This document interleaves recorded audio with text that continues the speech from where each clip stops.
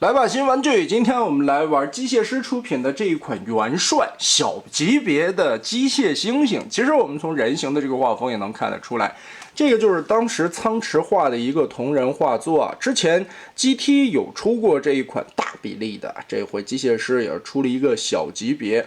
造型方面，人形的身材匀称程度还是不错的，360度旋转也不会出现什么头焦空洞的现象，背包完全可以接受，并不算厚。到头顶差不多在12.5公分左右，炮的最高圆在将近14公分，背后这里的炮可以上下的抬动。头部的造型刻画还可以啊，很多的细节，包括它的美型、外观程度也不错。球形关节360度的旋转。稍微有一点点头抬头的幅度，配件会额外带一个口罩的面雕，球形关节的替换方式，把后脑勺的螺丝拧松一点会更好的安装。肩膀差不多能举平，360度的旋转范围，二头肌可以旋转，胳膊肘曲臂也能达到90度，手腕可以旋转，腰部360度，可惜没有弯腰的关节。前踢幅度很大，踢个140多度都没问题，因为没有涉及到裙甲的影响，所以前后踢的幅度都可以。侧踢也可以几乎踢平。大腿根部左右有旋转，变形的需要。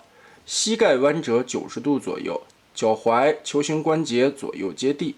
所以这一款的可动性还是可以的啊，该有的关节也大部分都做了出来，仅仅是没有了弯腰，非常不错，挺可爱的一只机械猩猩。那我们直接开始进入它的变形。就是前几天拆那个 SS109的时候啊，一不小心用刀子把手指头划了一下，也是有朋友问你手指怎么了？前几天贴了一个胶布啊，这天干掉了。但是呢，这款因为目前并没有说明书什么的，这是我个人猜着变的。大家看看大概就行，我觉得应该没有变错吧。首先，先从腿部开始吧。整体的腿旋转180度，后肢这里有一个滑道，我们把它缩短。猩猩的脚趾甲翻下来，人形的脚尖立上去。脚臂的部分直接拉长，中间这里是有一个滑道的。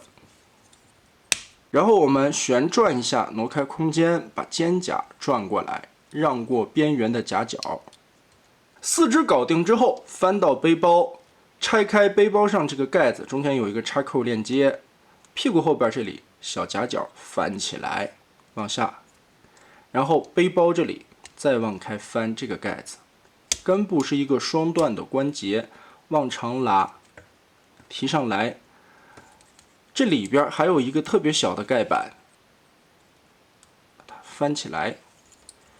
贴到脑袋后面去，从胸甲里边掏出来 Z 字关节往上提，然后对准扣子夹合。这里边是一个猩猩头包人头的设计，这大脑袋就把那人头装进去了，嘿嘿，还是挺有意思的啊。肚子下方腹肌6块，把上边的这2块翻起来，然后打开中间的卡扣，双关节翻平。注意在脖子下方的这一块面板打成90度。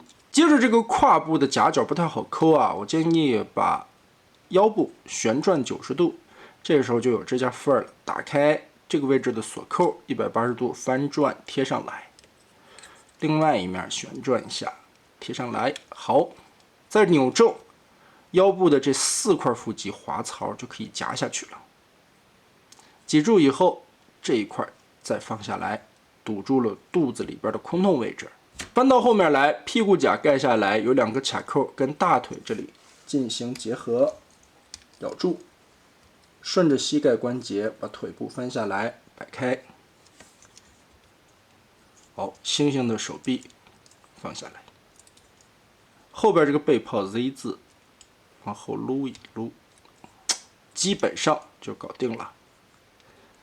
剩下的2把刀其实也可以搭载在这个位置啊，炮的侧面这里有一个大的卡孔，而且我发现这个猩猩是有菊花的，我想着也能把刀插这儿吧，这就不是猩猩了，这就是个猴了呀。算了啊，还是搭载在这里吧。变形难度并不高啊，其实四肢是很简单的，主要它是玩肚子里边的这一块空间以及这个脑袋的隐藏收纳。猩猩的脸部造型看起来方不伦敦的，其实苍池的原画应该就是这种画风的，而且身上这种涂装点缀的效果其实还不错吧。从人形到兽形，身上并没有暴露什么头焦空洞的地方，该堵的地方也都堵得严严实实。如果说啊，它肚子能再鼓起来厚一层，那这个猩猩的美型度可能就更仿生了一些，但可能也碍于是个小比例吧。现在做成这个样子也还行吧，只是觉得稍微的猩猩显瘦啊，更像个猴，起码它加这儿还能加一尾巴。可动方面，头部可以点头抬头进行活动，但是不能左右旋转，因为变形结构锁死了。肩膀这里因为是人形的胳膊，所以可以来回的活动，没有问题。而且也能摆出来大猩猩捶胸的这个感觉。咚咚咚咚咚。后肢这里就注意了，因为屁股这一块的锁扣把大腿锁死了，所以呢，猩猩的腿部活动是从膝盖位置开始活动的。总结一下吧，把玩下来难度并不高，小比例啊，这个变形设计其实放在手上很适合来回的盘，尤其小巧玲珑的尺寸，拿在手上玩会挺可爱的。两个形态处理的也算有模有样，用料材质啊，包括关节的松紧程度，这些都是可以的。配件方面也额外只剩下一个替换脑袋，剩下的炮啦、刀啦都是可以搭载在猩猩身上的。我上网查了一下，因为目前也并没有一个官图的标准形态或者说是说明书的状态啊，具体怎么变形，我变得对不对呢？这个还看后续大货出来以后，或者说它官图将来拍一个标准的猩猩形态吧，我是这么猜的啊，按照我的结构理解去变的，大家仅做参考吧。总的来说，把玩下来的体验还是挺不错的啊。那么得嘞，这一期机械师的元帅我们就玩到这儿吧。